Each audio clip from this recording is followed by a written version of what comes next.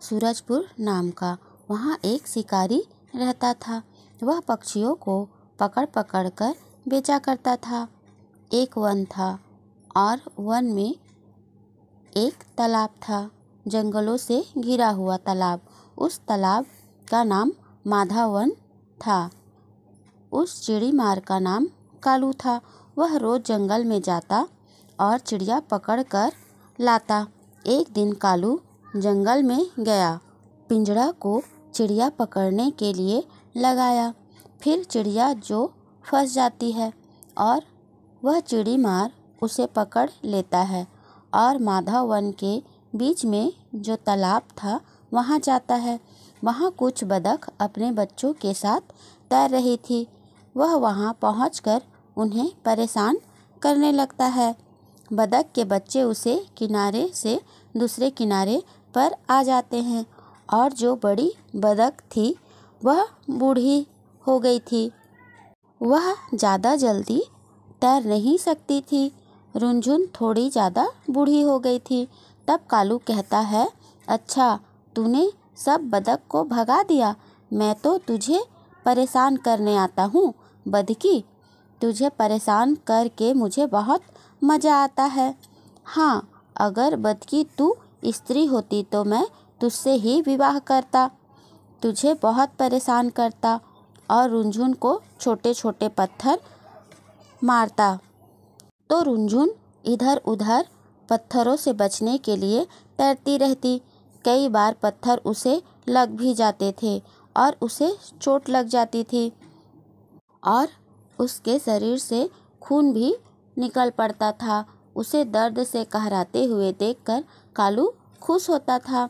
तब रुनझुन बतख कहती है, अरे दुष्ट शिकारी, मत मार मुझे, मैंने क्या बिगाड़ा है तेरा, मत मार। और कालू कहता कि ऐसा ही तड़प बदकी, ऐसे ही तड़प, बोलकर उसे पत्थर मारता ही रहता। कालू फिर बोला कि तू स्त्री क्यों नहीं बनी बदकी। फिर कुछ देर परेशान करके वहाँ से चला जाता है। तब दूसरे बतख भागते हुए रुनझुन बतख के पास आते हैं।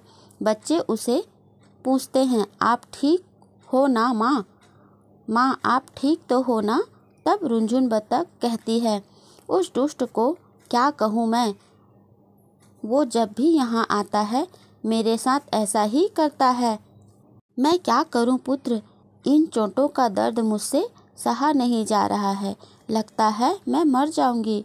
तब बच्चे कहते हैं, नहीं माँ, ऐसा अशुभ बात मत करो माँ। माँ आप एक काम करो, आप कुछ दिनों के लिए वन के बाहर के तालाब पर चले जाओ। हो सकता है उस दुष्ट को आप दिखाई नहीं दोगे तो वह यहाँ आना बंद कर देगा। तब रुनझुन बतख कहती है, हाँ पुत्र, हाँ, रात भर में मेरी पंख भी ठीक हो जाएगी तो कल मैं वहाँ चली जाऊँगी। तुम्हारा सुझाव मुझे ठीक लग रहा है। फिर दूसरे दिन रुनझुन बतख उस दूसरे तालाब में चली जाती है और बच्चे उसी तालाब में रहते हैं। इधर रुनझुन उस तालाब में शांति से रह रही थी। फिर इधर वह शिकारी फिर वहीं आता है। उसे आते देख बच्चे वहाँ से भाग जाते हैं। शिकारी वहाँ पहुँच जाता है तो बदकी नहीं रहती है। तो शिकारी कहता है, मुझे देखकर बुढ़िया पानी के अंदर चली गई क्या, कितने देर तक अंदर रहोगे। कहकर वह शिकारी वहीं पेड़ के छांव में बैठ जाता है। तब तक शाम हो गई। फिर शिकारी कालू उठता है और कहता है कि आज तो तू बच गई, कल तुझे देख लूँगा। कहकर कल बहुत सारे पत्थर मारकर खेलूँगा, बड़ा मज़ा आएगा, बोलकर वह वहाँ से घर चला जाता है। फिर दूसरे दिन वह सुबह सुबह वहाँ आ जाता है। तब उस तालाब में एक भी बतख नहीं रहता। वह सोचता है, ये सारे बतख कहाँ चले गए, बोलकर वह थोड़ी देर रुकता है। हाँ, कोई भी नहीं आता। इसी प्रकार वह 2 दिन और आता है, तब भी उसे वहाँ कोई बतख नहीं दिखता तो शिकारी बहुत परेशान हो गया। फिर सोचता है कि बतखों ने कोई चाल चली है, लगता है वो लोग कहीं और चले गए हैं। लेकिन बुढ़िया बतख तो ज़्यादा दूर उड़ नहीं सकती, लगता है वह आसपास के तालाब में ही गई होगी। अगर मिल जाए तो 3 दिन का बदला लूँगा, मुझे बहुत परेशान किया है, बोलकर वह शिकारी कालू आसपास के तालाब में देखने जाता है। फिर उसे एक तालाब में रुनझुन बतख दिख जाती है। वह पास आकर कहता है, तुम यहाँ छुपी हुई हो, मुझे बहुत परेशान किया है तुमने, कहकर बड़े बड़े पत्थरों से उसे मारने लगा। तभी बूढ़ी बतख को बहुत चोट आ गई और वह दर्द से कहराने लगी। दुष्ट, मत मार मुझे, मत मार, कहती रही, पर शिकारी कालू नहीं रुका तो रुनझुन बतख बहुत घायल हो गई थी और वह पानी में डूब गई। इधर कालू शिकारी जहाँ खड़ा था वहाँ एक शेर आता है और शिकारी कालू को खा जाता है। इधर बतख रुनझुन की भी मौत हो गई और अब शिकारी कालू को भी शेर खा जाता है। फिर कुछ समय यूं ही बीत जाता है और एक राज्य का राजा अपने मंत्री से कहता है, मंत्री जी, कितने दिन हो गए हम कहीं नहीं गए हैं, तो क्यों ना कहीं चलें। ठीक कह रहे हैं महाराज जी, राज्य के कामों में ऐसे उलझे थे कि कहीं भी आप जा नहीं पाए थे। तो चलिए वन भ्रमण के लिए चलते हैं। फिर दूसरे दिन राजा और मंत्री वन के भ्रमण के लिए निकल पड़ते हैं। फिर जंगल में एक जगह झरना देखकर राजा रुक जाते हैं और राजा कहता है, कितना सुंदर दृश्य है मंत्री, यहाँ आके तो मन को बड़ी शांति मिल रही है। ये जगह बहुत ही सुंदर प्रतीत हो रहा है। मंत्री जी, मैं कुछ देर यहाँ रुकना चाहता हूँ। ऐसा बोलकर एक पेड़ के पास जाकर रुक जाते हैं और मंत्री वहीं खड़ा रहता है।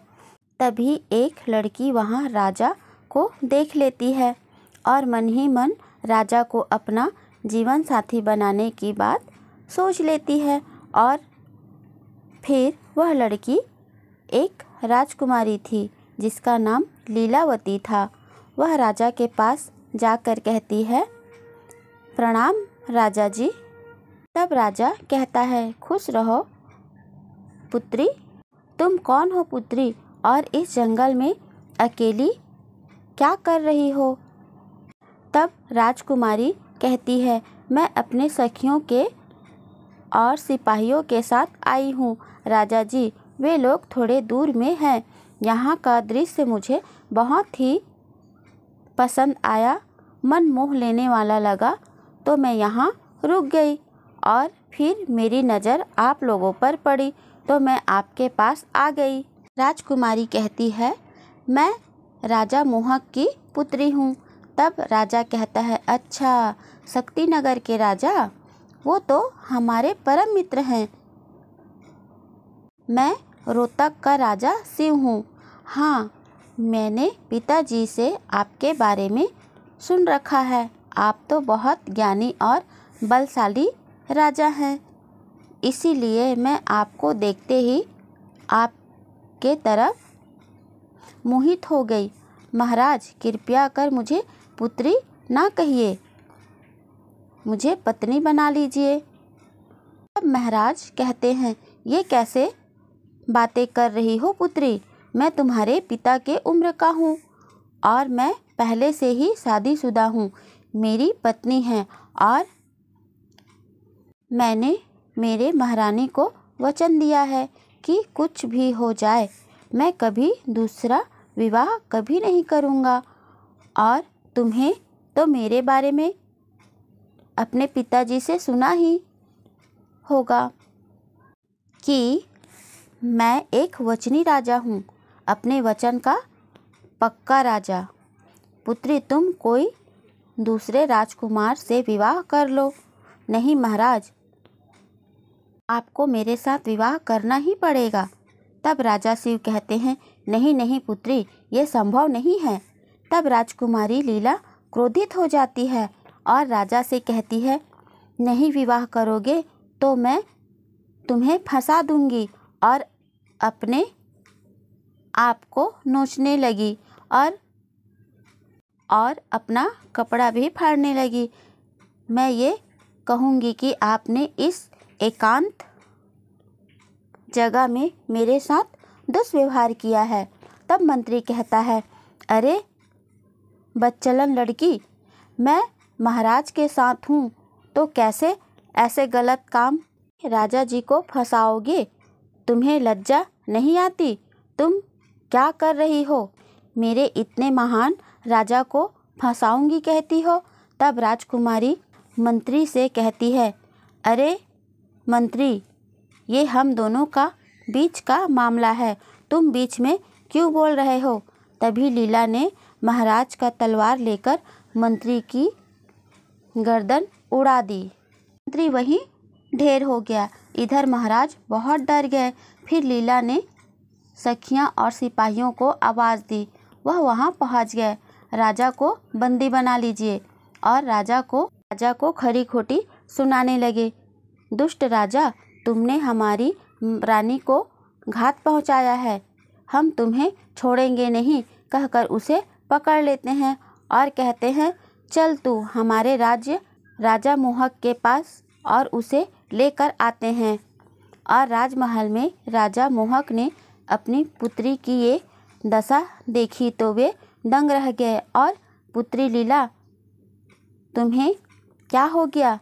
कैसी हाल बना रखी है?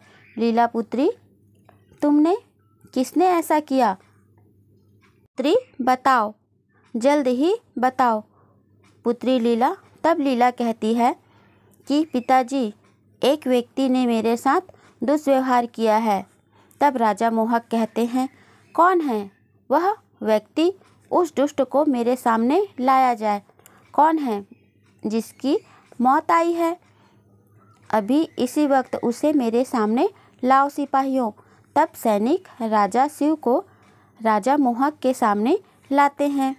और जैसे ही महाराज मोहक राजा शिव को देखते हैं तो, अरे महाराज शिव, तुम ये कैसे कर सकते हो? लीला तो तुम्हारी पुत्री के समान है। अब मैं समझ गया, तुम सिर्फ नाम के ही ज्ञानी और पराक्रमी हो। सुंदर स्त्री देखी नहीं कि तुम अपनी सीमा भूल गए।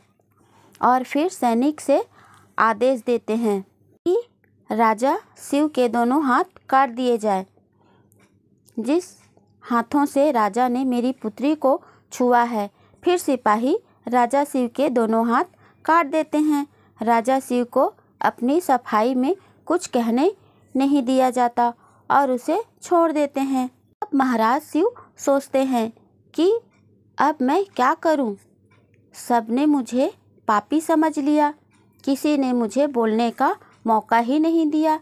मैं बेकसूर हूँ, मैंने कोई पाप नहीं किया है।